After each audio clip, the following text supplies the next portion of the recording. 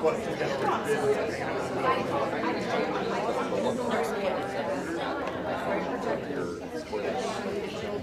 why she got it.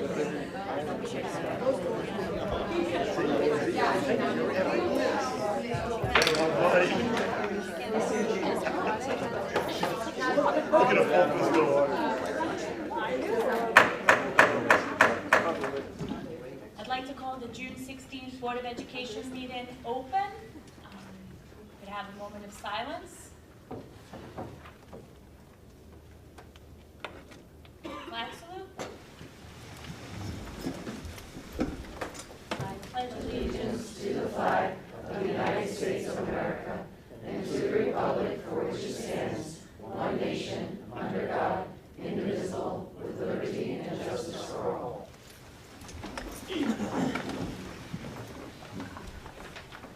In accordance with the provisions of the Open Public Meetings Act, a public notice of this meeting has been sent to board members, all district schools, the Herald News, the Suburban Trends, the Record, the Messenger, West Milford Town Hall, the County Superintendent's Office, the Board Attorney, Cablevision of Warwick and West Milford, TV 77, and posted in the Administration Building.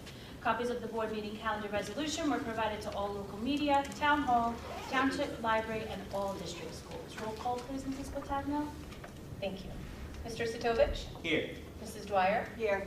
Mr. Garino? Here. Mrs. Jurgensen? Here. Mr. Lippy? Here. Mrs. Marquardt? Here. Mrs. Ricano? Here. Mrs. Van Dyke? Here. And Mrs. Lockwood. Here. District Administration Report, Dr. Kitchen.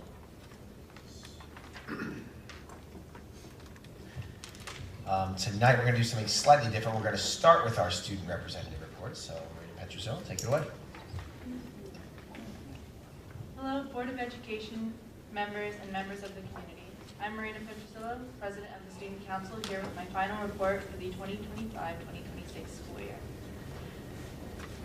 Just to backtrack a few of our May events, National College Decision Day was May 1st. Students and staff of the high school wore their college apparel on this day, and student athletes also had a signing day ceremony in the Upper Media Center where they took their photos with their parents and coaches. Congrats to all of the seniors and best of luck in all of your future plans. Friday, May 1st was also a bonus Mike Rose Trivia Night sponsored by the PTSO.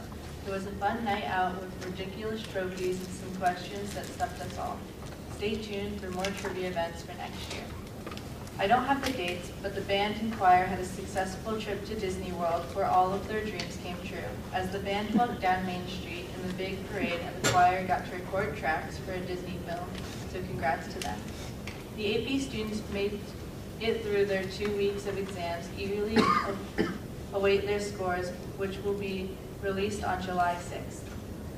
The esports program held a used console donation drive to raise funds for the esports team. Hopefully that was a big success. The annual War and Remembrance Day Assembly was held on Tuesday, May 19th. Veterans and active service members were recognized, as well as all of those connected to West Milford and beyond were honored for their service to the country and their sacrifices that they made. Veterans later held sessions in the Lower Media Center to tell students about their experiences being in the military. Special thanks to Ms. Petrozello and Ms. Pry and our veterans from the VFW who made this event possible on a yearly buy-in. Thank you to Student Council for our annual Highlander Day, which was held on Friday, May 22nd. Students enjoyed an afternoon in the back field filled with various foods offering from clubs, teams, and outside vendors, as well as interactive games, crafts, and contests such as water balloon fights and tug of war. Congrats to West Milford for winning 3rd place in the Passaic County Teen Summit. The 3rd place finish earned the school a $500 prize. Congrats to the 10 students who helped produce the winning PSA and the school for another high finish at the Teen Summit. Community Scholarship Night was held on Wednesday, June 3rd at the high school. This year, over $100,000 was awarded to select graduating seniors from various school and town organizations. Thank you to all of the organizations for their generosity, and congrats to the seniors who received scholarships. The day of prom was a great day of celebrating our seniors. They started off with breakfast sponsored by Student Council and the senior class, followed by Senior Choice Awards, which is where all of these superlative awards were given out. And the morning is capped off with them receiving their yearbooks before they headed out to a great night at the mansion at Mountain Lakes for their prom. Everyone looked amazing, and it was a fun time for all. On June 10th, the PTSO held their annual raffle 50-50 drawing with the Met family as the big winners, receiving $1,210. Make sure you get your tickets next year, and maybe you will be the big winner. June 12th was the annual senior celebration at the high school. This is a drug and alcohol-free event held at no cost to the students and features several giant inflatable games, full catered dinner and desserts, henna artist characters, DJ, photo booth, and tarot card reading, Zeppelis, AJ's ice cream, and many more fun activities. And the evening ends with an hour-long hypnotist show. The graduating class had a great time for one last evening together as they prepare for graduation. Final exams have been running all this week. Good luck to those students who are still taking them. A couple of sports updates. The boys lacrosse team had their historic season come to an end with a 12-8 loss to Medham in the first round of the North Jersey Group 2 tournament. In their last regular season game against Tenafly, senior Tyler Campria set the state career saves record with his 1,110th save, breaking the record that was previously set in 2018. Despite the disappointing end, congrats to the team for their outstanding season, winning conference and county titles, and Tyler breaking the state record for saves. In girls track, the girls competed at the sectional meet in Vernon on May 15th. Senior Kira Clinton won the 3,200 and Amanda Harvey placed second in the 3,200. Clinton also placed third in the 1,600 and Harvey placed sixth in the 1,600. Junior Peyton Lowenstein won first in javelin, third in shot put, and fifth in discus. The 4x4 relay team of Maddie Pychet, Sarah Foley, Gianna White, and Gabby Carbone placed fifth. All of these athletes moved into groups where Peyton Lowenstein won first in javelin, Kira Clinton got fourth in the 3,200, and Amanda Harvey placed ninth in the 3,200. All three reached the meet of champions on June 3rd in Pensacola, where Peyton Lowenstein won the state title in javelin with a throw of 134 feet and 9 inches, and Kira placed 8th in the 3,200, both of whom broke school records in those events. Last night in the Passaic County Coaches Association, Kira Clinton was named Passaic County Female Student Athlete of the Year, making West Milford the back-to-back winners. This is an incredible accomplishment for Kira and for the district. Congratulations. Finally, for student news, high school graduation will be held on Monday, June 22nd at the turf field beginning at 6:45. If there is an inclement weather, the ceremony will be moved to the high school gym, in which tickets will be limited to 4 per family with an additional 3 tickets to the auditorium to watch the live stream. The ceremony will also be carried live on West Milford TV Science YouTube channel. Congratulations to all my fellow graduates, and a few last words. I want to thank the Board of Education for this amazing opportunity being your student representative.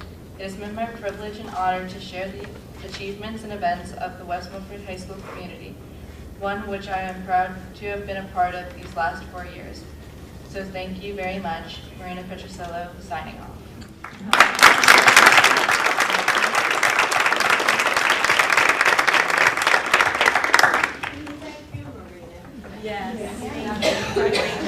So I have, I've worked in a few different districts, and I've seen student representatives on the board in each of those districts. And what I'll tell you is that we are tremendously blessed.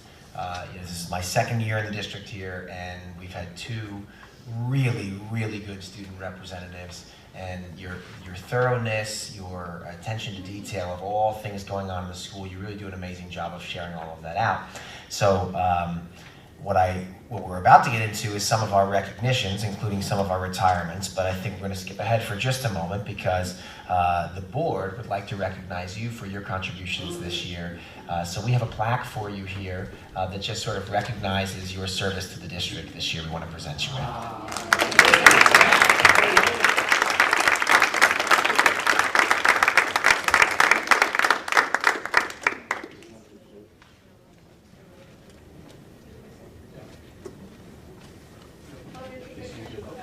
You thought you were getting away with that. Mom and Dad want to be in the picture? Here, let's go stand from the... Yeah. Come on, Dad. Get in the picture. Not getting away with it. Those legs, man. Come on, man.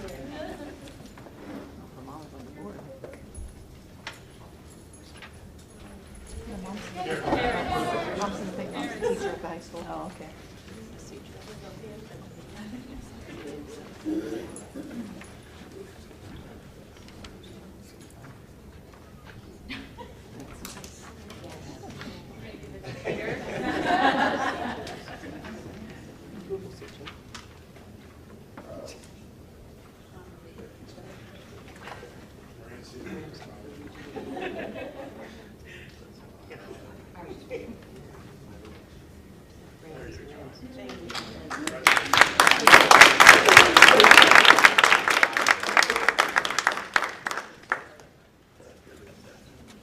Thank you again, Marina, and good luck in your next chapter. You really have given us such a thorough report every month, and I know it takes a lot of time and effort to put that all together, and thank you. Thank you so much. Good luck. Good luck in your next adventure.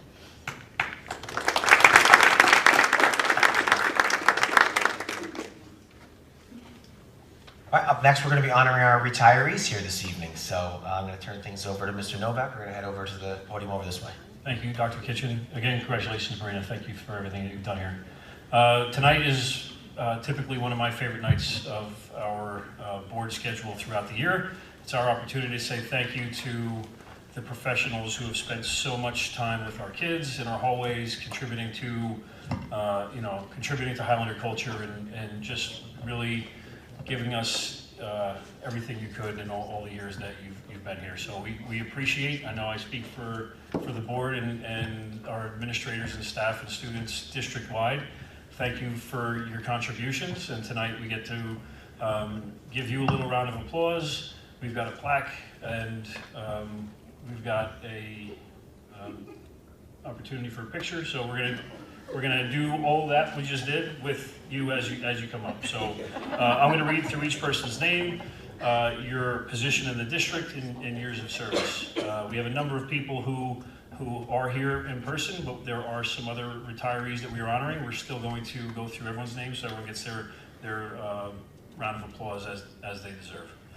Our first teacher, LDTC, Jerry Taylor, high school, 26 years.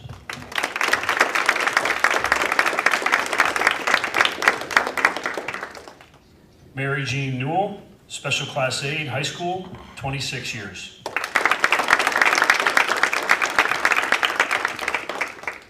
Nicholas Palero, assistant principal, high school, 32 years.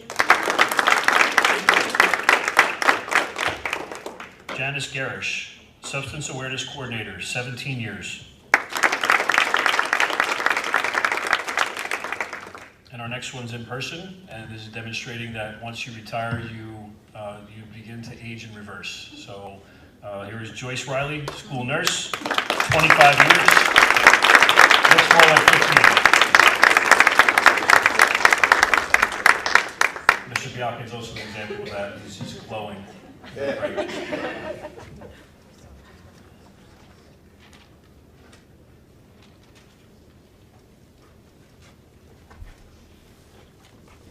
Edward Milko, special education teacher, high school, 25 years. Georgianne Coleman, grade 2, Apsula School, 25 years. Laura Davis, special education teacher, high school, 20 years. Lisa Lebarski, Special Education, High School, 30 years.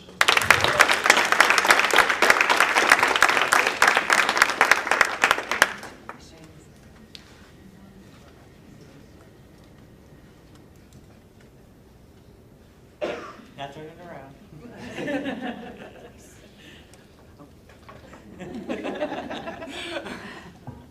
Barbara Edwards, Special Education Teacher, High School, 14 years.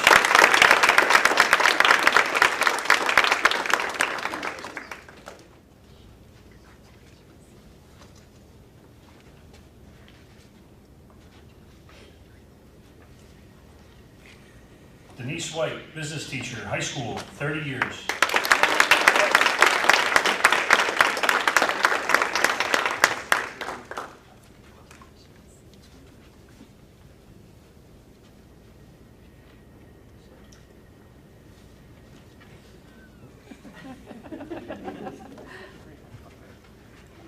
Debbie Vigilant, Child Study Team Secretary, Macapin, 25 years.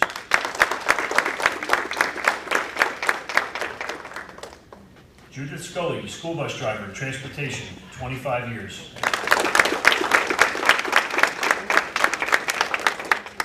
Gaspar Troya, School Bus Driver, Transportation, 23 years. Francisco Garcia, School Bus Driver, Transportation, 25 years. Anna Bosco, Vehicle Aid, Transportation, 10 years.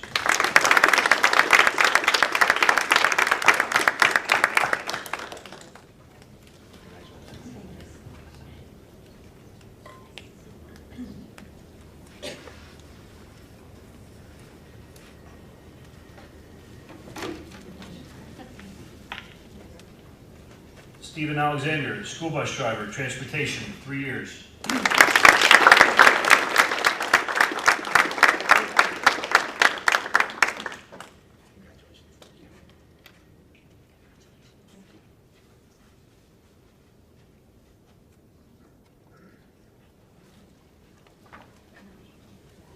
Frederick Bayer, Custodian, Paradise Knoll School, 3 years.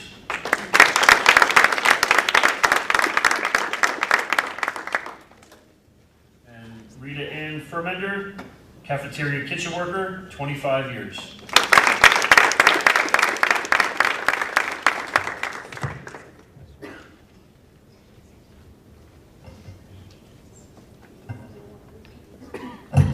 Ann Higgins, Secretary, Macapin School, 19 years.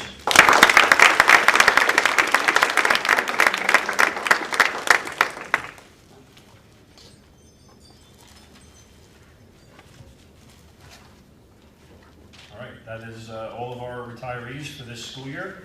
Again, this is a great time for us to honor all the accomplishments and say thank you for all the work that you've done. So thanks again for all your efforts and everything you've done here at the West Milford Public Schools. And don't be a stranger. I think you're allowed to get on the sub list in about a year. So 6 months, that's fantastic. So, you know, go on the website. We'll tell you how to get all signed up. Again, thank you. Please help yourselves to coffee and cookies. Yep, so we're going to take a 5-minute recess so that everyone can help themselves to coffee and cookies and take some pictures if they want. Congratulations to everyone. Wish you all the best in your next chapter, and we'll be back in 5 minutes. Yeah, high school.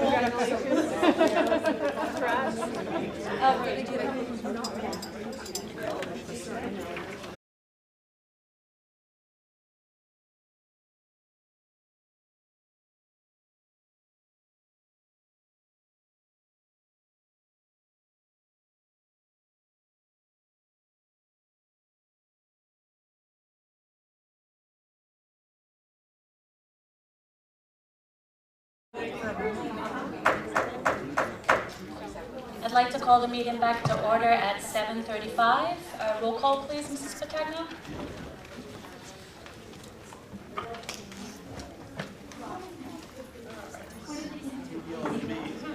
Mr. Sitovich? Here. Mrs. Dwyer? Here. Mr. Garino? Here. Mrs. Jurgensen? Here. Mr. Lippy, Here. Mrs. Marquardt, Here. Mrs. Bertano, Here. Mrs. Van Dyke, Here. and Mrs. Lockwood. Here. Dr. Kitchen, would you like to finish your report? Yes. So the only thing I have on here is a just sort of a public announcement, a conversation that's been taking place for several months now, but a formal announcement that we are looking to make some changes to our secondary schedule. So as a board, you're aware of a lot of this because it was tied into some of our negotiations and so on. But we will be going in September to a 9-period day at West Milford High School. What's exciting about that is that it is going to offer our students the opportunity for more electives. It is going to allow us to be more competitive with other districts locally, with our credit requirements for graduation. Obviously, that change will phase in over a 4-year period. But also right now we have students who, if they want to take a certain class or still participate in the band and do these other things, they have to skip a lunch, or this will allow a lot more flexibility and freedom in our scheduling. It'll have a limited impact on the number of minutes within any given period because we're utilizing some of the time that exists throughout the collective day to build this out. So really exciting news there. We are looking for a year from now to do a similar change with a slightly different schedule at the middle school level. For this coming year, there's a few things that are changing at the middle school, but there were some obstacles that we were facing in trying to make that roll over at the exact same time. So that is a future perspective change as well that we're working on. So excited for it. It's going to be really great for our students. It's going to offer our students the opportunity to take these courses. And at the middle school level, it's going to allow us to increase our number of minutes for math and ELA, which is something we're really excited about to, hopefully see a positive impact academically in our test scores. So, any questions on anything? No? That is my report. Thank you, Dr. Kitchen. Special reports and correspondence, Mrs. Patagna? Thank you. Tonight I have the May 19th, 2026 workshop regular meeting minutes and the May 19th, 2026 executive session minutes. Could I have a motion? I move to approve the May 19 workshop regular meeting and executive session meeting minutes. Second. All those in favor? Aye. Any opposed? Any abstentions? No. Mrs. Dwyer. So now we'll move on to the President's report. Just quick and brief, I just wanted to, again, congratulate the retirements. I did a quick calculation, so I hope this is correct. But collectively, there's 413 years that we recognize tonight in retirements. So congratulations to those retirements. Again, the board always says this every time at the meetings. We wish you all the best in the next chapter of your lives. But I also wanted to just acknowledge and thank all the staff in this district. We're coming to the close of another school year. It's hard to believe that the school year is almost over, and we just want to thank everyone that contributes to making this district operate day to day, every day. Thank you. Thank you for your dedication. No matter what position you have, it really does take a village to run a district, and we are very appreciative of all that you do. So I know that the school year isn't officially over, it's almost there, but once it is, enjoy your summer, and we look forward to welcoming you back in September. So having said that, we will move on to public comments. Has anyone signed up for public comments? Mrs. Patagna? Is there anyone wishing to speak in the first public comments, which is agenda items only? I see a hand, so I'm going to just give my little blurb, which all speakers will have 5 minutes to speak until a period of 30 minutes transpires. Before speaking, please state your name, group affiliation, and address for the record. Members of the public who have requested to speak prior to the meeting will be recognized by the chair first. After speaking, all speakers are asked to sign the register provided and give their full name, group affiliation, and their address. All statements shall be directed to the presiding officer. No participant may address or question board members individually. All speakers are expected to have read the statement within the agenda regarding the regulations concerning public comments. Members of the public are reminded that they are legally responsible and liable for their comments. Okay? Hi, Ron Romano, 12 Daniel Street, Oak Ridge. I'm just looking at this letter from the state of New Jersey dated June 12th about the facilities plan. And I just have a question.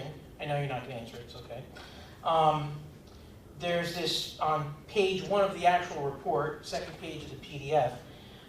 It says number of schools, existing 7, proposed 6. I kind of get that. What I'm not clear on is number of vacant buildings, existing 0, proposed 0. Number of non-school buildings stays at 6. Number of school buildings goes from 7 to 6. So I'm just curious what that means. Thank you. Anyone else wishing to speak? Move to close public comments? Second. All those in favor? Aye. Any opposed? Okay. Could I have a motion to adopt the agenda as presented? I'd like to make a motion to adopt the agenda as presented. Second. All those in favor? Aye. Any opposed? Okay. Education, Mrs. Dwyer.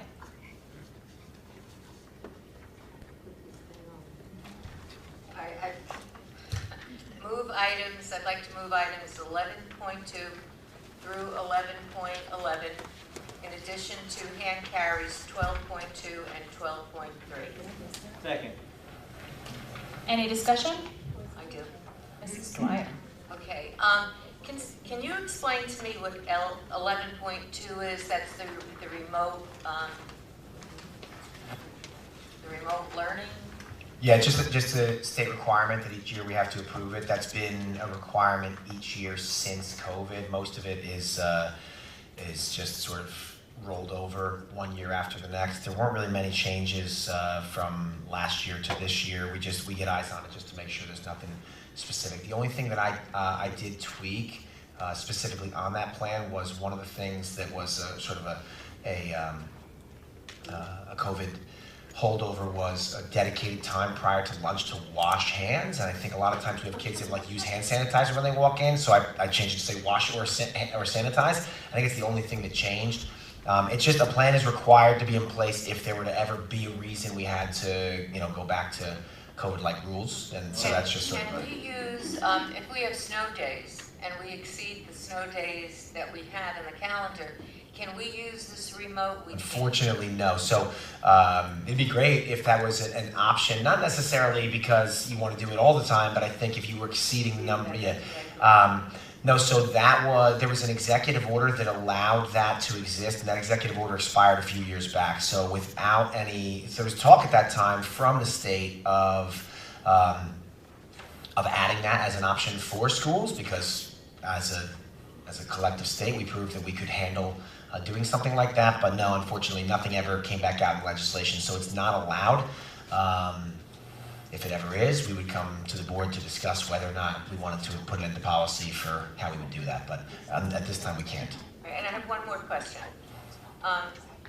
Why is IXL still on here? I was under the impression that we phased that out. We phased it out considerably over the years. It still remains, it is something that we've used in the middle school and the high school. It's been particularly helpful at we still have licenses for our resource center teachers and our self-contained in the elementary setting. So that license is significantly smaller than it's been over the years. Okay, that's all I have. Any other discussion? Seeing none, roll call, please. Mrs. Putnam? Mr. Sitovich? Yes. Mrs. Dwyer? No on 11.5, I abstain on 11.10, and yes on everything else. Thank you. Mr. Guarino? Yes. Mrs. Jurgensen? Yes. Mr. Lippy? Yes. Mrs. Marquardt? No on 11.5 and 11.7, abstain on 11.9, and yes on the rest.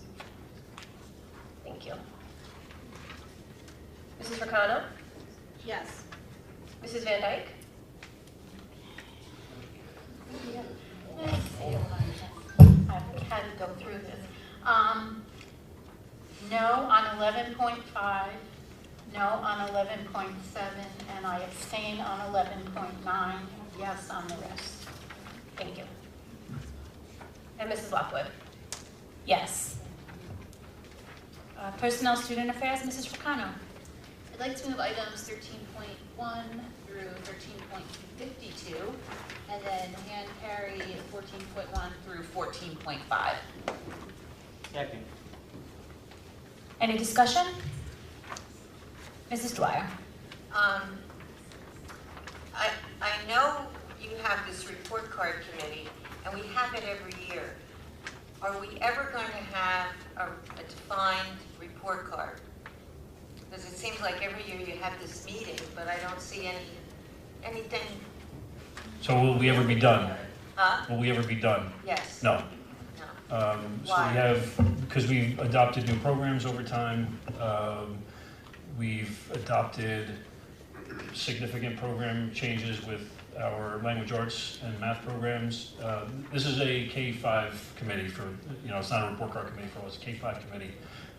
We have a lot of discussions going on with staff involvement in terms of, is a standard-based report card still the way that we want to continue going? We are also discussing, it's been actually a question that's been asked in here, do we want to maintain a trimester structure or go back to a four marking period structure? So there's a lot of discussion for that committee and to make some decisions.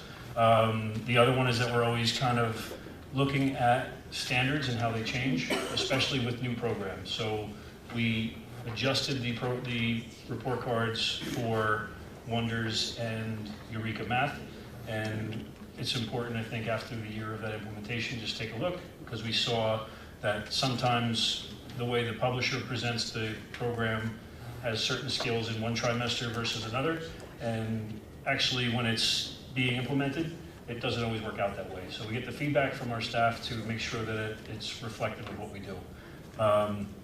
We have at times done it throughout the school year, so it's not always a committee of cost. This is something that I fund through the Title II grant. And I have one more question. During the year, you met with the tech committee.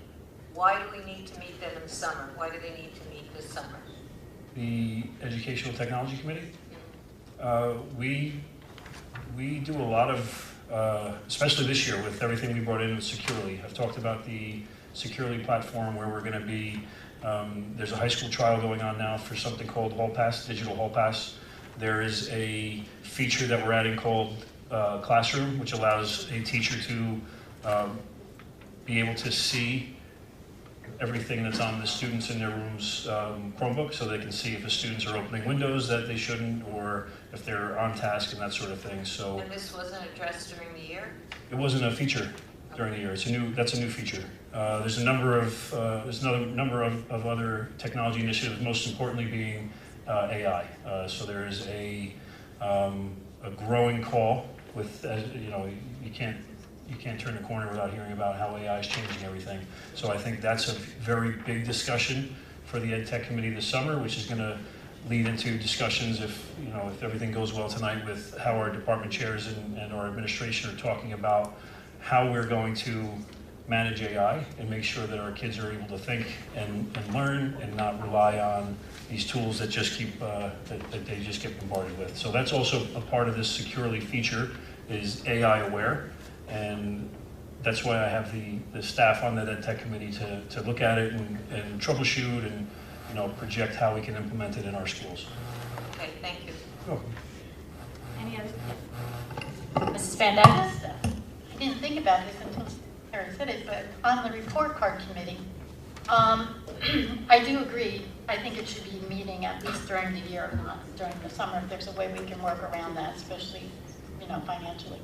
But is that something that runs in other districts, that continuous like that? I think that would be best practice. I can't guarantee that that's happening in other districts, but I think it's good to have staff input for the tool we use to judge. Do we ever get feedback on it? Because I feel like we've had it, but as a board, anybody ever really saw anything come out of it? We did a presentation 2 years ago. Yeah, but I we mean, had this like, discussion 2 or 3 years ago if they're about meeting summer yearly. committees and doing a little presentation, and I've explained to every committee that we expect that in August and September that there's going to be a presentation or at least some sort of description for how these committees are functioning and the work that they're doing. So I put that in place a few years ago when we started having this discussion about summer committees. It comes up every once in a while, so that's why we've put those. And I know Dr. Schwartz has done some of those presentations based on some of the committee work that we've done. Okay, I think I'd like to see us get feedback from the summer committees now that we're going to committee as a whole in those committees, because I feel like some of us don't have that information. Well, they did it at board meetings, at public meetings. No, but I'm saying now that as we're going forward, I think, especially right. as we're coming to the end of the, we're going into the summer. However you want to do it. And I think that would be great, because that would give us knowledge of what they did over the summer, because it is money being spent over the summer, and I think it gives us the accountability to everybody what we're doing with those dollars. We can definitely work on that. Since there's multiple committees, might not want to have all of them present out at the same time, but I think as Right. So that's why in the past 2 years, we've done them in August and September, because we've had a bunch, and we didn't want to take that much time at each meeting to do all those presentations. Well, committee as a whole Right. is the perfect time. That is like the perfect time for it. So I'm putting it out there now because we're in June, and I think as we're starting July with our first time as committee as a whole, that gives the public a chance to come, and then they understand what those committees are. Because honestly, if you're sitting out there right now, they're all in the dark. They don't understand why we do that. We maybe haven't all gotten that explanation. And again, that comes back to accountability and openness to the public. Yeah, it's a good idea. We can do it. Any other discussion? Yes, I actually have a comment. So Mrs. Jurgensen? Yes, 13.41, the cell phone committee. I feel like the guidance from the state is pretty clear on the cell phone policy that we're supposed to be evoking, right? Like, there's gonna be no cell phones, so for 7 people or 8 people for $320 each, I don't understand what they're gonna be talking about if the guidance from the state is clear. Well, I got it. So we've done a lot of work into looking how other districts are applying it, and Dr. Kitchen and I presented at a Ramapo College event that was specifically tailored to AI and also cell phone implementation. While we were there, we witnessed a presentation from the Ramsey Public Schools.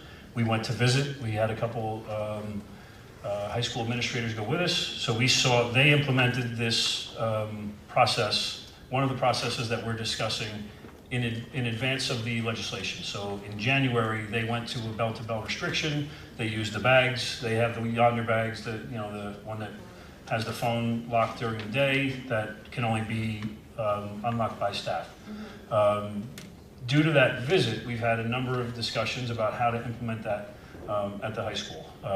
There's new administration, as we've talked about a lot in here. So Mr. Kane's hope was to build a little staff capacity in terms of having the ability to, help troubleshoot some of the things that we saw. So we saw a lot of really good things in Ramsey. That's not to say that their process was the be-all and end-all. We're visiting a number of schools. Mr. Kane's got visits going to Manchester and to a lot of other high schools in Bergen and Passaic County just to see or talk to the administrators for how those things are implemented. So I support the creation of that committee to have those discussions, and I think when we build, and what I found with any of the committees is that when we have some background knowledge from our staff about the why behind what we're doing, maybe they're more apt to embrace it and be supportive, because it requires a lot of people. It requires a lot of staff above and beyond the administrators. So You know, whether it's people who are on a morning duty, you know, to be at all the entrances and to, you know, just the vigilance of seeing that process play out. So that committee already exists. They are already having these discussions, and they're talking about like digital hall pass is one of the things that this group has been talking about.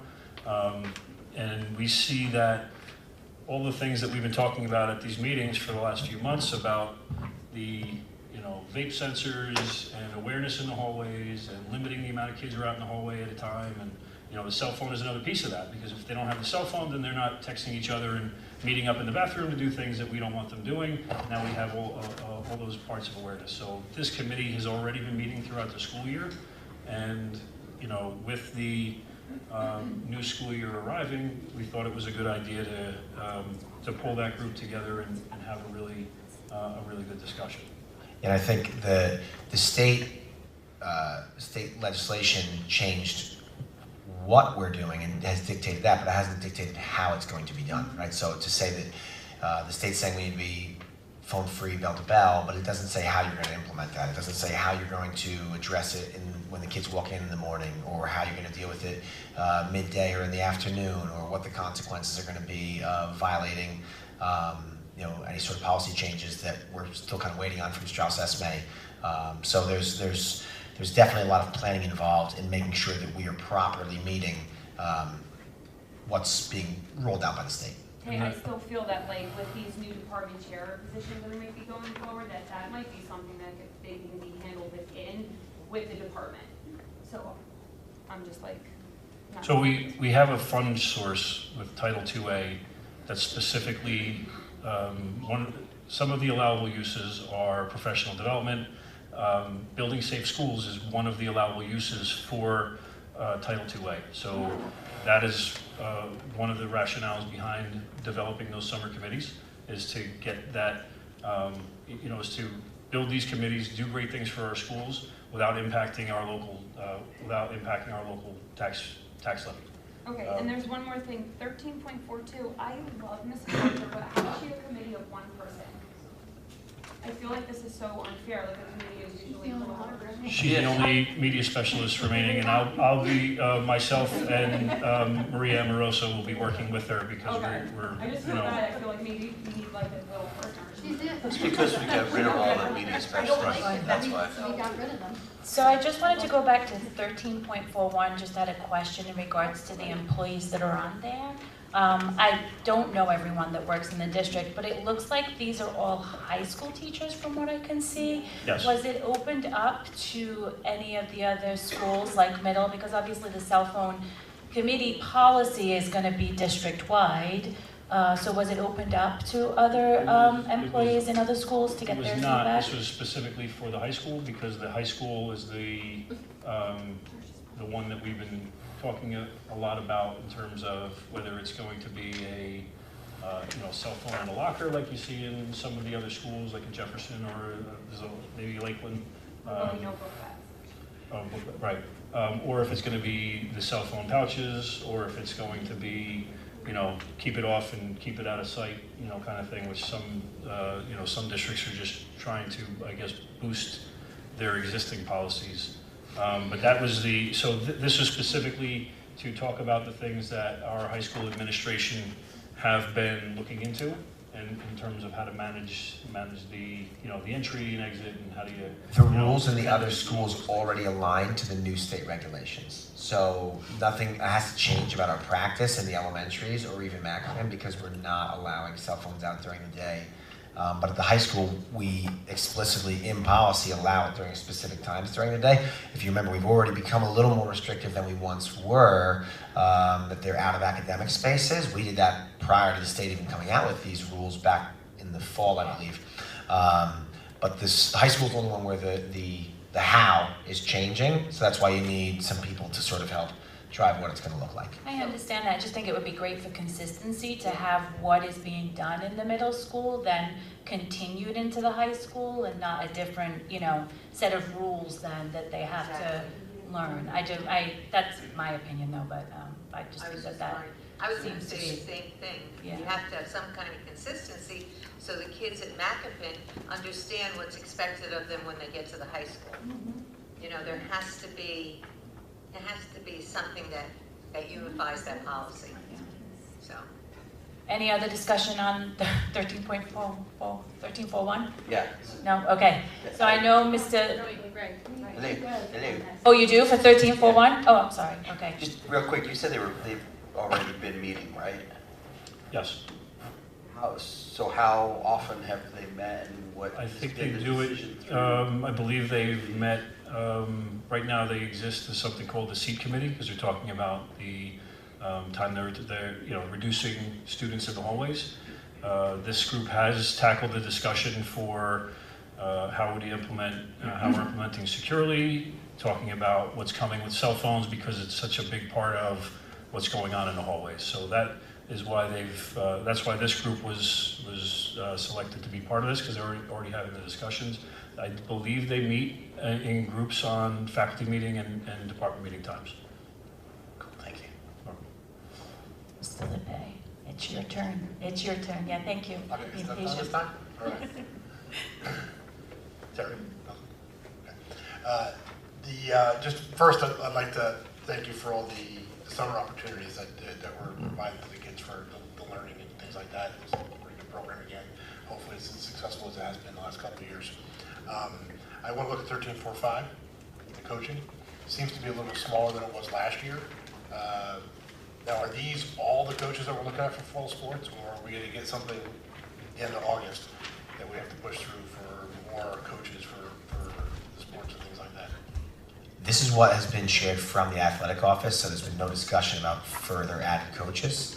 So I don't want to say that with 100% certainty, but we had a conversation about what the reduced stipends were based on the financial situation we were in. So this is what they shared with us, so I don't anticipate there being any further additions, but I will say that the total dollar amount in the coaching stipend budget line has been reduced by a specific amount, and the athletic office is aware of that amount. So one of the things we discussed was, like, it doesn't need to be these specific positions. It just needs to be, like, come up with a recommendation for how we allocate the funds that exist based on participation and so on. So if there were to be any more added stipends, they would have to come with other positions, throughout the year being reduced in order to make that work. So I think that the original proposal for the cut stipends at the freshman level, it's not going to eliminate freshman opportunities. You're going to have freshmen that can still participate in JV, and I think that the athletic office is looking to maybe even schedule some freshman games that obviously just the freshmen on the JV team would go to, but I have no reason to believe that there's going to be any additional fall coaching stipends. If there will, I'll share that information out. Any other discussion? Mrs. Marquardt? So I would like to make a motion to table item 14.2 just until after executive session, since there wasn't an opportunity to discuss this in committees this month. I just have some questions. I think I may not be alone. I could be wrong on that. And I would much rather have the opportunity to do it there and then vote if anyone would be willing to second that. I will second I'll second that. it. All those in favor? Aye. Any opposed? So we will be tabling 14.2 until after executive session. And I would like to Mrs. Dwyer? table, I would like to table 13.5 until after executive session. Second. 13.5, I think some of us have some questions and concerns. So, Second. So 13.5, tabling until after executive session. I have a first and a second. All those in favor? Aye. Any opposed? Opposed?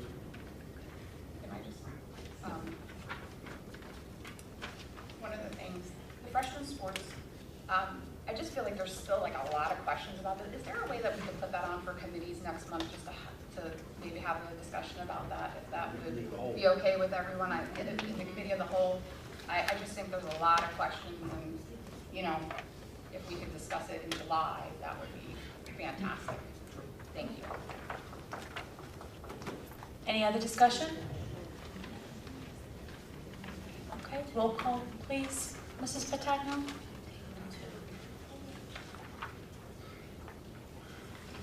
So you'll be voting on 13.1 through 13.53 with 13.5 polls and 14.1 through 14.6 with 14.2 polled, just to be clear. Mr. Sotovich? Yes. Mrs. Dwyer? No on 13.12, no on 13.13, no on 13.38, no on 13.33, no on 13.45, no on 13.50, and yes on everything else. Thank you. Mr. Guarino? Yes, with the required recommended abstentions. Thank you. Mrs. Jurgensen? No to 13.41 and yes to everything else. Thank you. Mr. Lippy? All right, go. Yes. Thank you. Mrs. Marquardt? Okay. Okay, go ahead. Abstain on 13.6, 13.35, and 13.37. No on 13.41, and no on 13.50.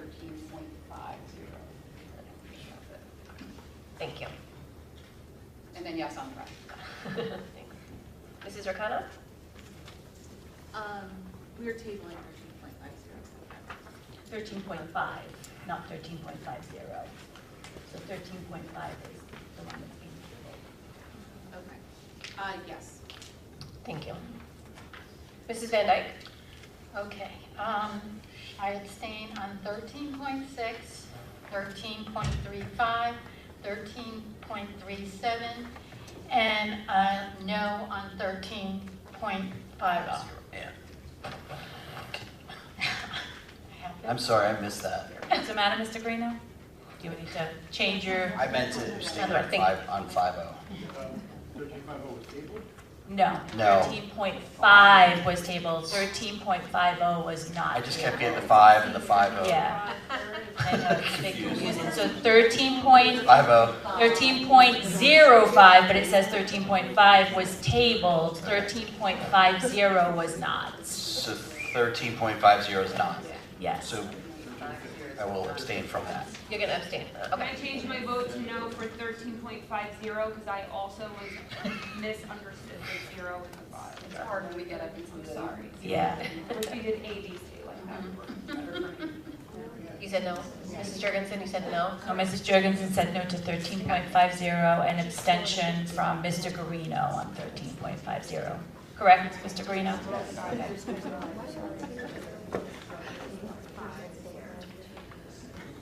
And Mrs. Lockwood?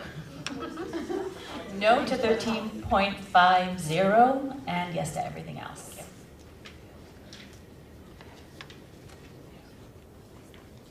Okay. So, operations and finance, Mr. Sotovich.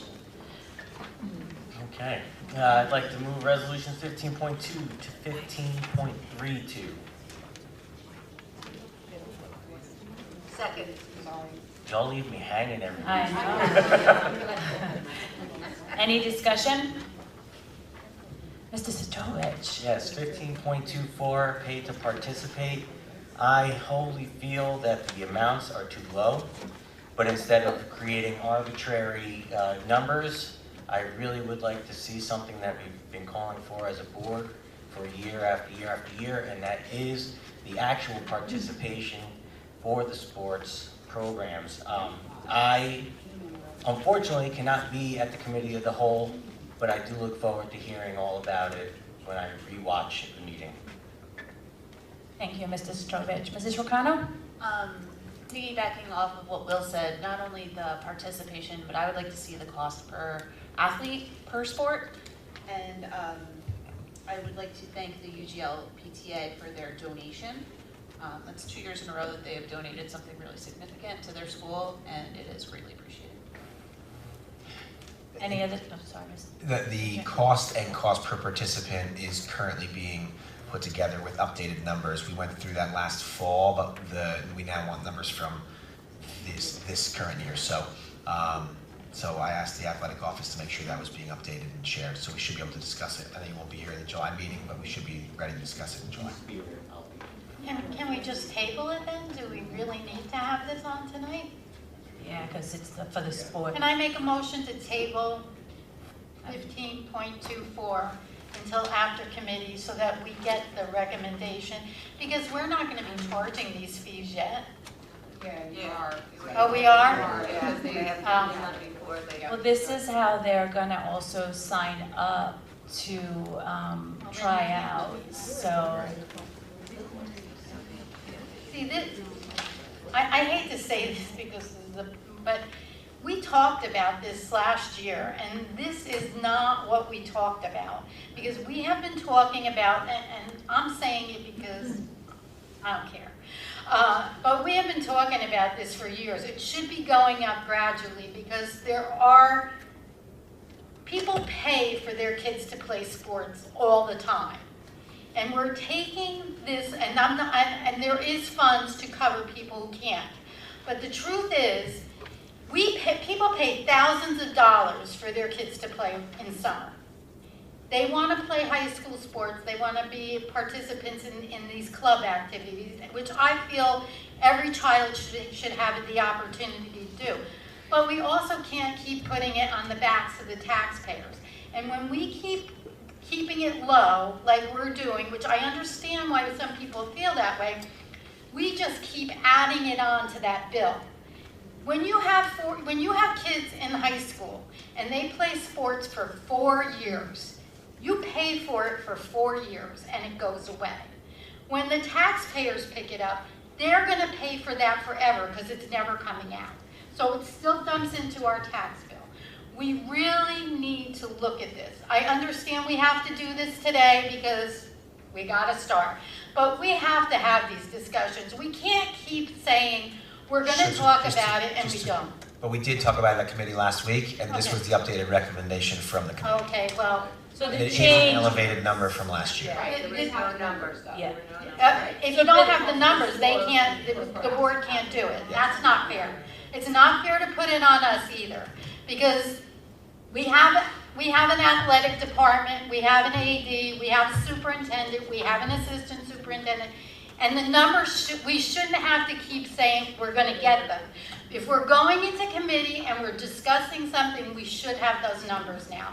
This is important because our district is at a crossroads and we have an issue.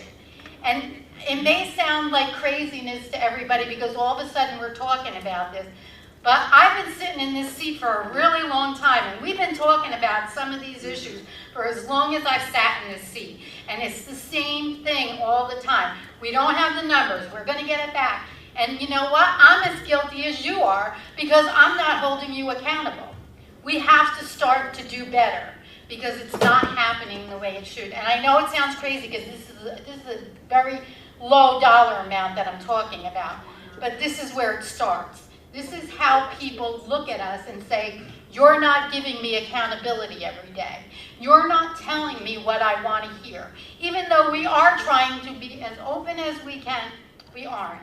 So I'm gonna be okay with this tonight because I am guilty of not being in committee. I did not see it in minutes, so maybe I'm wrong. And that's another thing that will come up at another date, is the minutes from committees.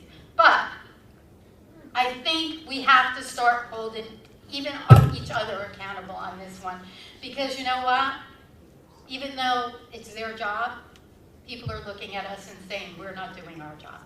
So I'm not blaming one single person here. I'm going to take it across the table. But I think we need to start doing better. So I guess we do have a board meeting in a few weeks because we had to change our board meeting for July. I mean, I don't know the answer to this. Sorry, Mrs. Patagno, for putting you in the spot. But is this something that we could put TBD on and still have it? So, I mean, basically, we're going to be having the meeting, I think it's July 14th, right? My goodness, my memory's still there. So July 14th. So if we were to then vote on this there, they really do start the tryouts in end of July, August is my understanding. I could be wrong on that. Maybe someone can clear that up for me. Usually around August 8th. Well, the sign-ups, they could still sign up. We could still make this live. We could put a TBD. I mean, I hope the community understands that the TBD, so if it does get raised, like, this is why. It's because, you know, the board has questions in regards. I do want to point out though, Mrs. Van Dyke, that it did increase. It looks like it didn't because it was a flat rate no matter how many sports you did. So you could do one sport, 3 or 4 sports, and it would be $150 total no matter how many sports you did. What was changed was that it's going to be $100 per sport with a family cap of $400. But the family cap's always been there, so it was $150 with a $300 cap. So, no, I don't disagree with you, but. Yeah.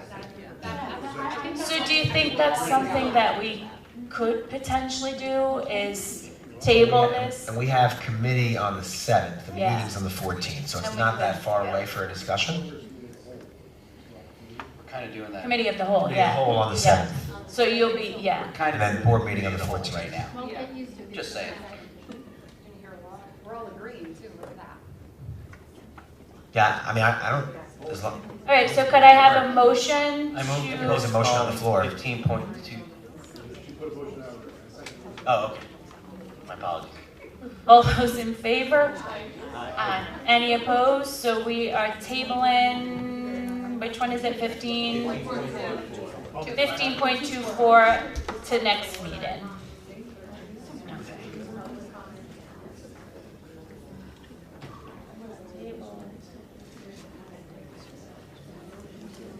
Okay, any other discussion? Seeing not, oh, Mr. Lippy, any discussion? Okay, I'll give you a second. No, I'm good. Okay. Roll call, please, Mrs. Patagno. Mr. Sitovich? Yes. Mrs. Dwyer? Yes. Mr. Guarino? Yes, with recommended abstention. Thank you. Mrs. Jurgensen? Yes. Mr. Lippy? Yes. Mrs. Marquardt? Yes, with recommended abstention. Thank you. Mrs. Ricano? Yes. Mrs. Van Dyke? Yes, with recommended abstentions and that, you know. Thank you. And Mrs. Lockwood? Yes. Thank you. Policy, Mrs. Marquardt. I would like to make a motion to move item 17.2 to 17.4. Second. Any discussion? Mrs. Dwyer. I don't know if this is touchy or not, but I'm very concerned about the nepotism policy. I think our administration has to look a little bit closer at who they're hiring and how they're related to the people they're hiring, and that's all I have to say. So the nepotism policy is actually not on the agenda. I just want to make that clear. No, that's okay. I just want to make it clear to everyone. Any other discussion?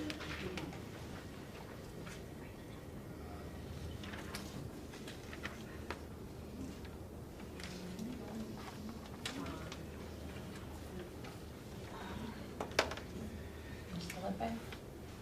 You good? Oh, no, that's okay. You look like you were looking. Roll call, please, Mrs. Patagno. Thank you. Mr. Sitovich? Yes. Mrs. Dwyer? Yes. Mr. Guarino? Yes. Mrs. Jurgensen? Yes. Mr. Lippy? Yes. Mrs. Marquardt? Yes. Mrs. Ricano? Yes. Mrs. Van Dyke? Yes. And Mrs. Lockwood? Yes. We will move on to committee liaisons. I see that there's a couple up there. Is there anyone wishing to add anything that wasn't uploaded? Mr. Sitovich. I did not add this to the report. I wish I did, but I want to thank everybody who went down to Trenton in order to testify, all the stakeholders that went out there. Thank you so much. It's really the most pressure that I've seen on the legislature in regards to the issues that plague the district and the township as a whole. Thank you, Mrs. Trovich. We actually, West Milford had a good representation there. Dr. Kitchen spoke, I did Mrs. Tahan, Ms. Brandt, you're right there, sorry, and Mayor Dale spoke on behalf of West Milford. Did I miss anyone? But there, Mrs. Patagno also was present, as was Mr. Novak, Mrs. Ricano, and myself. We all went down. It definitely was a great morning of, I think, a lot of districts who are being affected not only by the Highlands, but by the Pinelands coming together and having their voices be heard. And that committee was the Education Committee, which then it goes to the Senate, and they were very receptive to what was being said. They even stated that, you know, the objection isn't here. You know, it's moving it on and getting the voices still heard there. So it definitely was a good representation, and thank you to the administration and to the community members who went down to speak. I just want to piggyback off that. I think a couple things that were really encouraging. One, West Milford, I felt like was the community that was most spoken about, not even just by our own representation that was down there, but all the other speakers kept referencing the problems that we're facing, so that was encouraging. And I want to give a shout out to our two parents in the room who spoke. I thought they did an unbelievable job.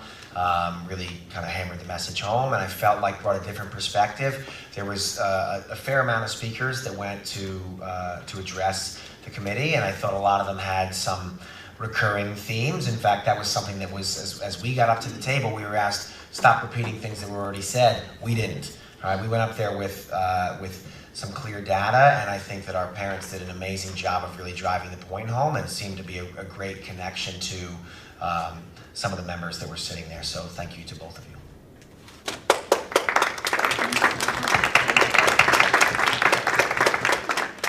Any other committee liaisons? Anyone wants to say anything? Nope. So we'll move on to old business. Any old business?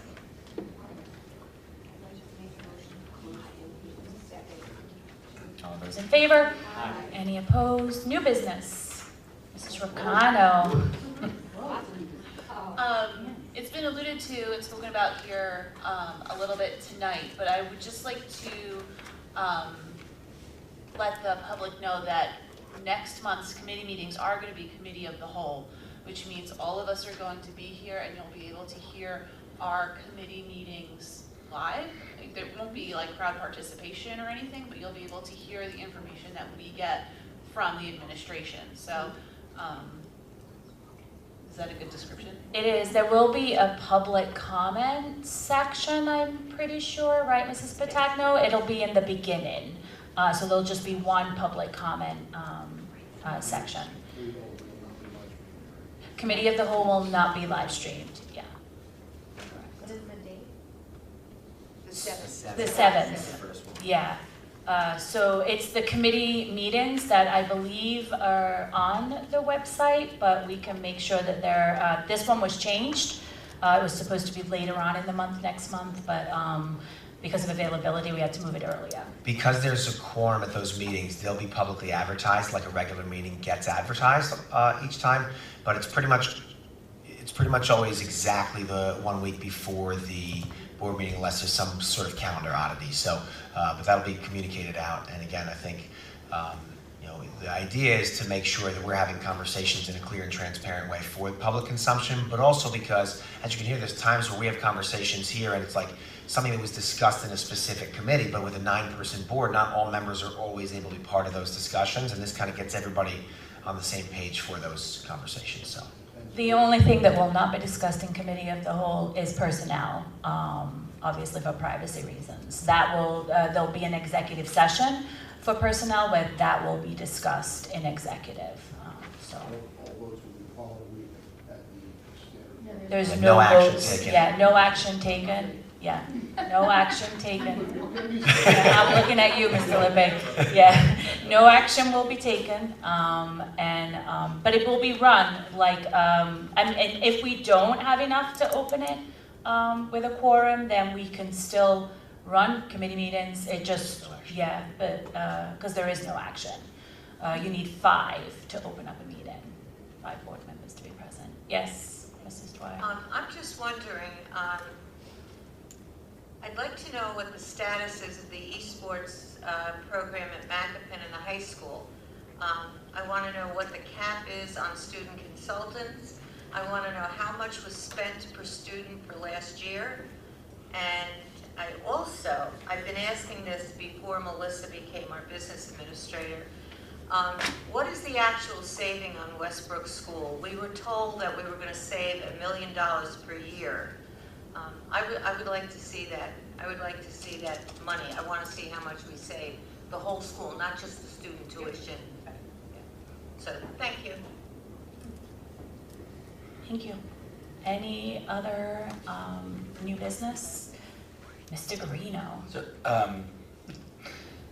two things. Actually, I just stick with one that's more of a public service announcement.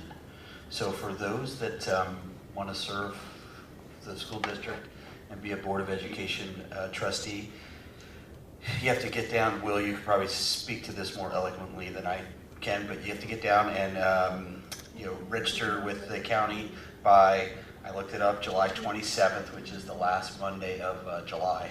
So I am hoping that there will be a number of people that will step up, because there's a couple people that I know are going to leave the board. So you need 24 signatures. That's easy. Everybody can get that. No. We have friends. 75.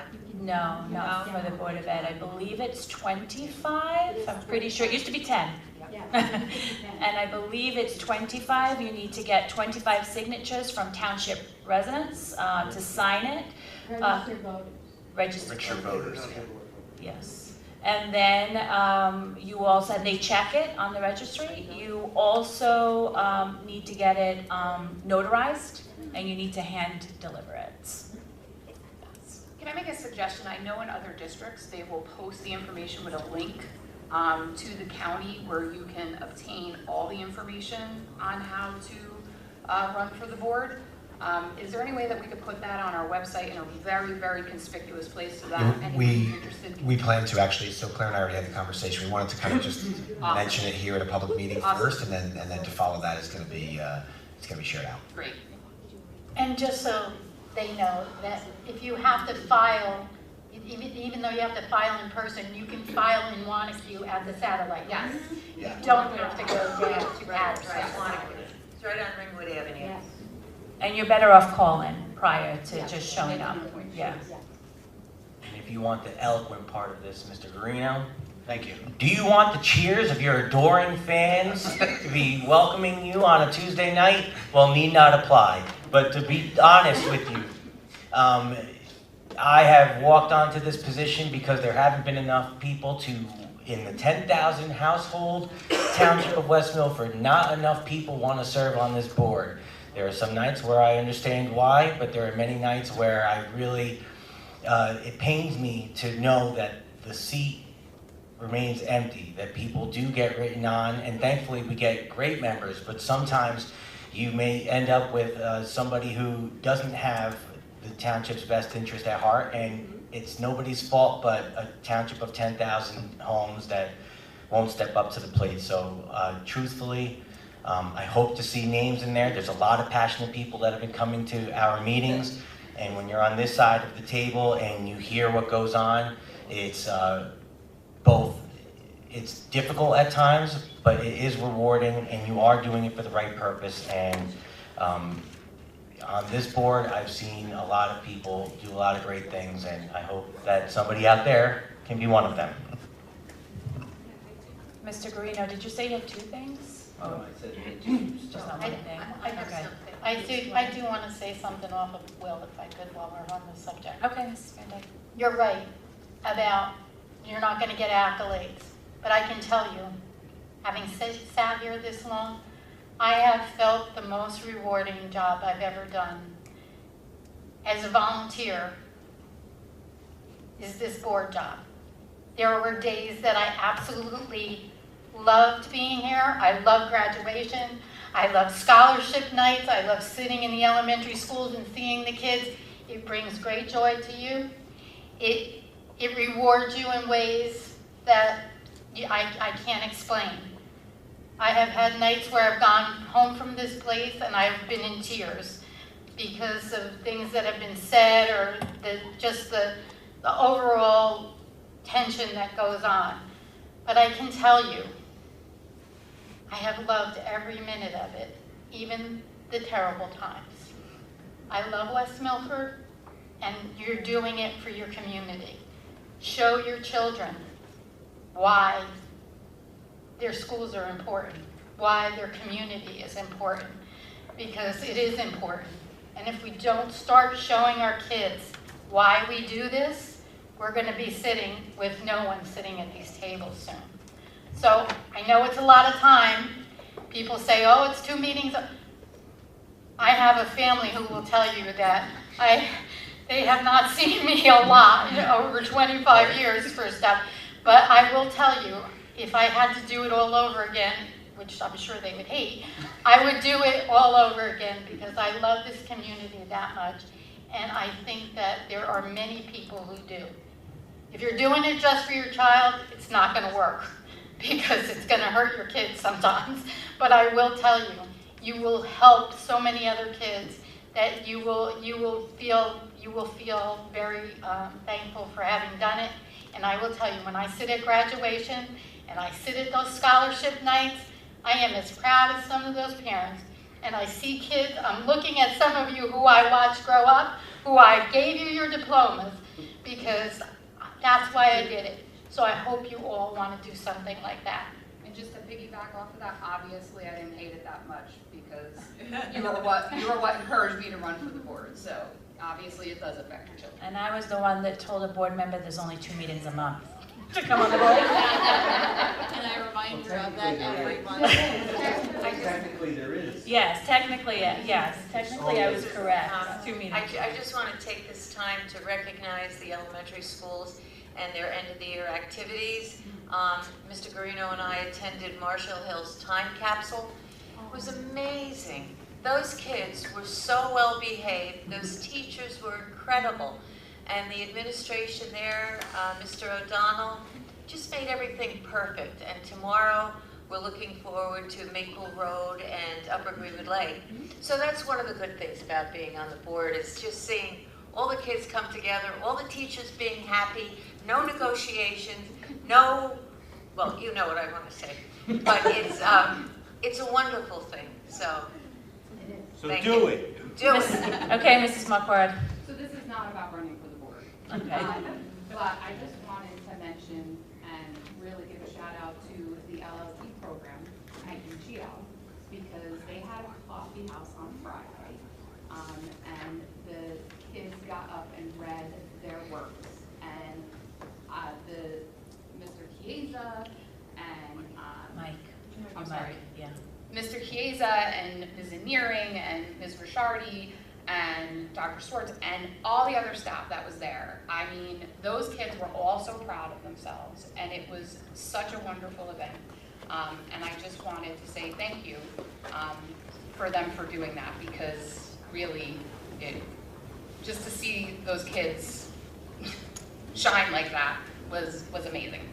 So. Any other new business? But before we close, I was not going to hear Mrs. Jovish, I know you're quick. So the committee of the whole, I know, was advertised at 5:30. We've had some discussion about changing that time. Did we come up with a time that we're changing it to? I think this would be appropriate to say now, right? So, yeah. I didn't see any of the emails where everyone kind of agreed to a time. So I think 6:30 seemed to be, can everyone make it for 6:30, 6:30? Yeah, me too. Yeah. 6:30. So could we move those meetings to start at 6:30? So they will start at 6:30, just to make it clear. 6 o'clock? 6:30. I think 6 o'clock because it's going to be a long night. Well, they are long nights, right? They start at 5:30 and we didn't leave until 11 o'clock last week. So they are long nights. But I think, yeah. Yeah. Yeah, I'm clocking in on overtime, so. Yeah. I mean, we have to start it at a time that, with it being committee of the whole. Do I get the check at the end? Okay. Okay. I'm waiting. So 6:30. Let's do 6:30. Okay. Any other new business? Okay. Close new business. Oh, I rescind that. Just want to say congratulations to the up-and-coming high school graduates next week. They're off on a new adventure, and it's a fun time for everybody, including the families. Good luck. And that was it. And pray for nice weather. Yeah. So we're not all in the gym. Yes. And the promotion ceremony is scheduled for Thursday for Macapin at the turf if the weather allows. If not, it will be in the gym. Yeah, it's not looking good right now, so. Yeah. Move close new business. All those in favor? Any opposed? Okay. Public comment number 2. Anyone signed up for public comment number 2? Mrs. Patagno, I see a hand. Come forward, Mr. Romano. So, hold on a second, I just have to say the blurb again. All speakers will have 5 minutes to speak until a period of 30 minutes transpires. Before speaking, please state your name, group affiliation, and address for the record. Members of the public who have requested to speak prior to the meeting will be recognized by the chair first. After speaking, all speakers are asked to sign the register provided and give their full name, group affiliation, and their address. All statements shall be directed to the presiding officer. No participant may address or question board members individually. All speakers are expected to have read the statement within the agenda regarding the regulations concerning public comments. Members of the public are reminded that they are legally responsible and liable for their comments. Thank you. Thank you. So you're the president, so if I have a question, I direct it to you? Is that correct? Yes. Okay. So, I have a question. I know of 2 occasions where a letter was sent in that was not read, and I've been at board meetings where letters have been read, and I'm just wondering why sometimes they're read and sometimes they're not. So I will answer that one, obviously, because it's about public comment, and say that during the closure of the school, we did allow letters to come in and be read because we thought that it would be in the best interest for the transparency for anyone that could not, attend. Prior to that, I don't believe I read, I could be wrong, it's been a lot of meetings, but I don't believe that I had. There's nothing in our policy stating that we have to read anything that comes in. Our attorney has recommended that we do not, but it is going to be a conversation in policy next month, and if the board would like to see that as something going forward. I just wanted to clarify, yeah, because I know of a couple of people who sent in letters that didn't get read, and I had heard one read.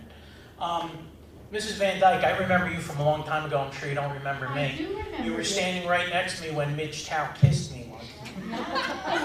You were there when we dedicated the library at PK. That I is was correct. there. That is correct. I do remember you and your wife and your son. Okay. So, anyway, I just wanted to comment that, and look, I know I've been showing up, and I know people are thinking that I want to run for the Board of Ed, but I do not. I do not want to be on the Board of Ed. I want to make that very clear. But I think that you would get more people to run for the Board of Ed if the transparency was better. Okay? You closed the school. I don't know what was in your heads, but my guess is that you didn't want the ire of the public like you kind of got with Westbrook. Now I see there's this new thing about, some new update to the facilities plan that doesn't seem to be talked about. If you want quality people to be where you are, then you need to be more transparent. People need to know what is going on in the district. And if you're not willing to do that, what is the incentive for anyone to come here and try to get on that board? Because I don't want to speak for anybody but myself, but the perception is, like a lot of people have with politicians, why are you there? I think many of you want to do a very good job for the Board of Ed, for the town. But I think lately we've been let down, and that's how I feel. So, thank you for listening. Thank you. Anyone else wishing to speak? Oh, I think there's one more. Oh, sorry. No, that's okay. Can I ask a question before I read? Because I have something that I want to say, but then I'm also count. So is that all considered in the 5 minutes, or? It is. It yes. is, okay, no Yeah. problem, that's fine. Thank you.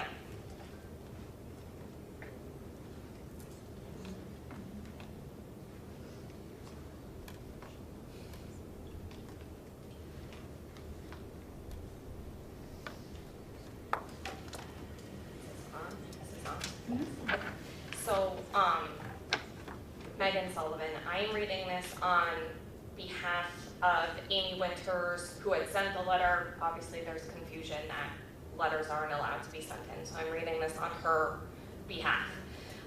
Dear board members, unfortunately, I, Amy Winters, am unable to attend tonight's meeting, so I respectfully request that this statement be read into the record. I understand that the board is being asked tonight to approve an amended and updated long-range facilities plan, but that the plan itself will not be made available to the public until after the vote. As a parent and taxpayer, I find that difficult to understand. Imagine being handed a contract and being told, sign it tonight, we will let you read it tomorrow. Most people would never agree to that, not because they assume something is wrong with the contract, but because reviewing the document before signing it is common sense. That is what concerns me tonight.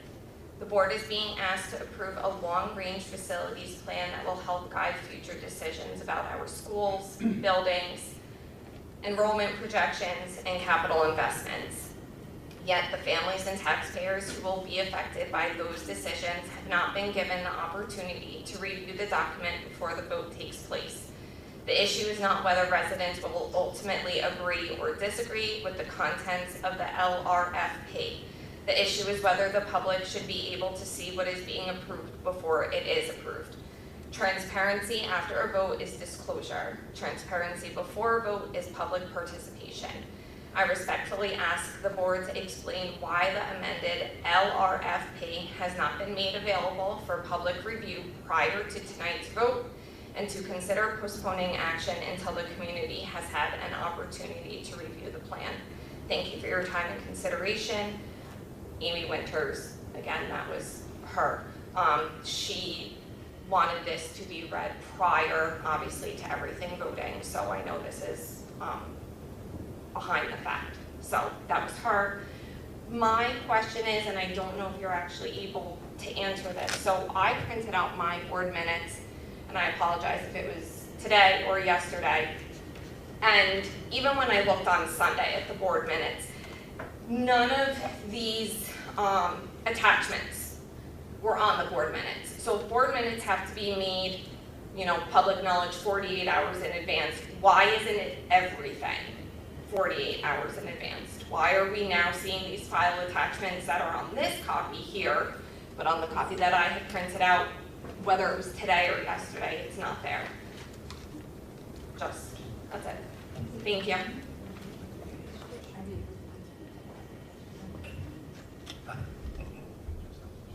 You can if you want, yeah. So a couple quick things. One, on the long-range facility plan, that information didn't get back to us until very recently. Obviously, the board needs time to review that as well. And then we wanted to just verify with the attorney that there was nothing statutorily that prevented us from sharing it prior to it being approved by the board. It actually did get moved to public, the public portion of the agenda earlier today. I know that doesn't give people a lot of time to review it. We also didn't have a lot of time to review it. So, but going forward, that will be something, not that that's a regular occurrence, that a long-range facility plan is approved.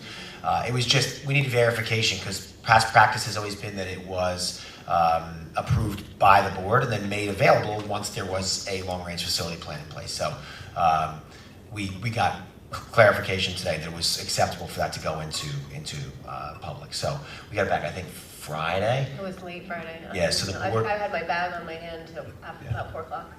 So the board had to review that, and then it was added. And the other attachments, are they things that were on? Are they things that were on hand carries?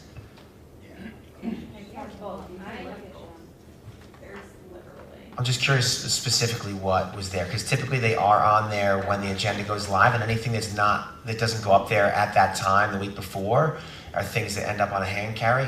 We try to avoid it. If you see most of the time we're not putting a lot of things on hand carries. It's just sometimes if we're hiring and we don't have it at the time that the agenda goes live, it gives us the ability to bring it forward, and then it's specifically designated as a hand carry, so it's easy to track, like this is something that was added after the agenda went live, and you can see that. So I don't know if that's... It does. Can I actually ask a follow-up question if that's okay? I would just like some clarification on what you're specifically referring to. I will go So, back yeah. and I will look at both of them. And Yeah. I will, for the long-range facility plan, you said that you guys didn't get it until recently. Totally understandable. Is there a reason why it had to be voted on tonight then, and why we Yes. couldn't? Okay. Yes, there is. So clarification that in order for the official school closure to take place, it needs to be reflected in the long-range facility plan, and there's a process that has to go through. So it was like we've been talking about trying to update this long-range facility plan for months, and it's. I'm sorry to interrupt. It also, even without the amendment that we had to do to it, it's something that's required to be redone every 5 years. So we had started working on it earlier in the school year, and it does. It just takes a lot of time. So within the last few months, when the closure came about, we had to then stop everyone and amend it again. So it kind of has been like this, I've been dealing with the architects a lot. Our architect of record, like, you hurry, we need this. This has to be updated for the county Department of Ed office to be able to approve any of this, for us to be able to move forward. So that's why it was kind of like it feels rushed, because it kind of was rushed, because it just, like many of the things we're dealing with this closure, this was all part of it. So it wasn't about the regular items on there. It was more about specifically making sure it reflected the appropriate number of schools and so on. Thank you. I appreciate the clarification. Helpful. Anyone else wishing to speak?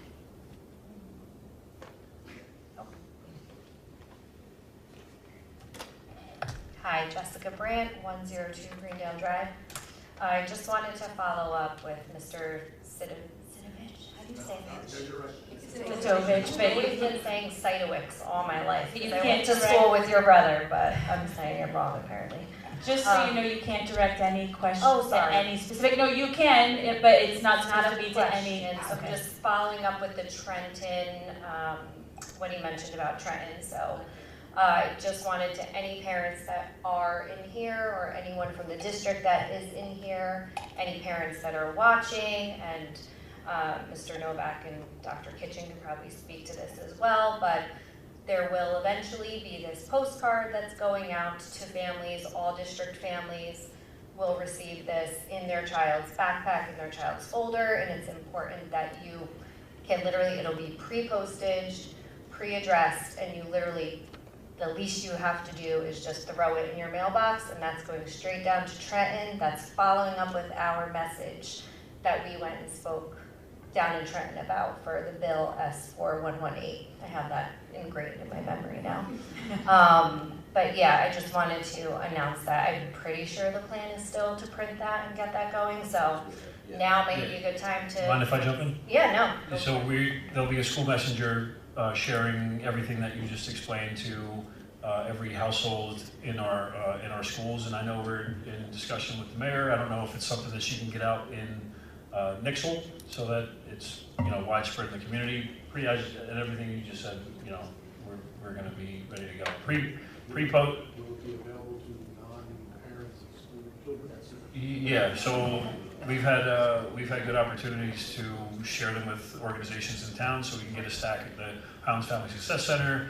We can talk about the Chamber of Commerce and the Rotary and some of those organizations who do a good job. I know that the mayor's been very vocal about it as well, so even the stack in town hall and that kind of thing. Right. And there will be a message for families too, if they wanted to add a little extra flair, or just to make sure your message is seen. You can write a message, you can write your family's name, you don't have to write anything at all. You literally can just take it out, pop it in your mailbox, and be done with it. Trying to make it as easy as possible. Thank you, Mrs. Brand. Thank you. Our print shop is ready to go with that. They're just a little bit backed up, so it's but the postcard is ready to rock. So so what's on it for board members to be aware what's on. So all the data, if you remember a month or two ago, I came forward, was talking about all the information that we pulled. Mrs. Patano, you might want to stop your clock. all the information that we, I put a block in his office. Gotta get a cage in. Right. We need a budget. but I just want the, Set a timer for 10 minutes. Okay, let's all finish, keep going. I just want the board members to be aware of what's on the postcard that's going out. So, all of the data that when I discussed this recently, or a month or two ago, about everything that I was able to go in and pull from all the individual user-friendly budgets, that gave us a lot of data that wasn't really clear and publicly available on how we compare to other districts.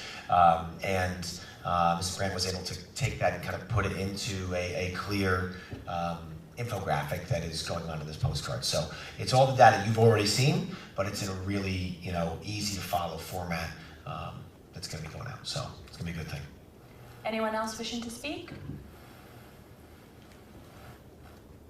Move to close public comment. Second.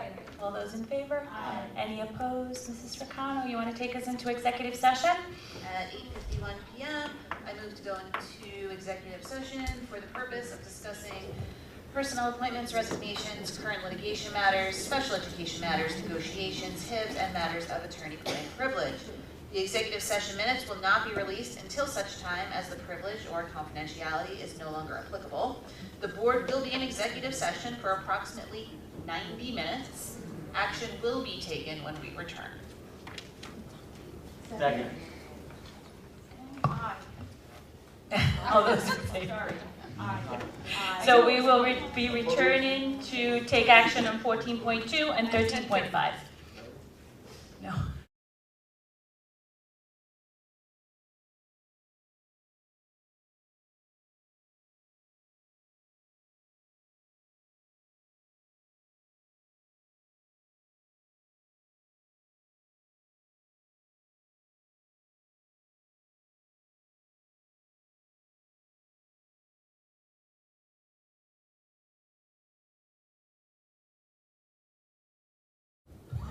I can't even sleep like tomorrow, right? Because there's something at one of the What schools. time is it, Nate? You're going up 10:16? We're going to.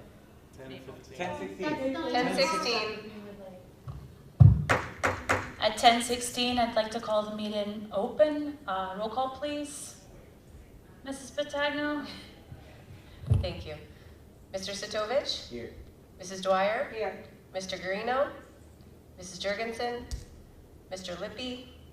Mrs. Marquardt? Mrs. Ricano? Here. Mrs. Van Dyke? Here. And Mrs. Lockwood. Here. Mrs. Rocano, can you take us back into executive session?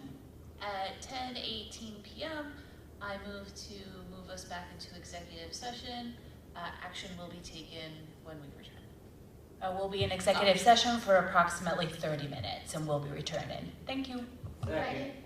All those in favor? Aye. Any opposed? Thank you. All right. Sorry, Claire.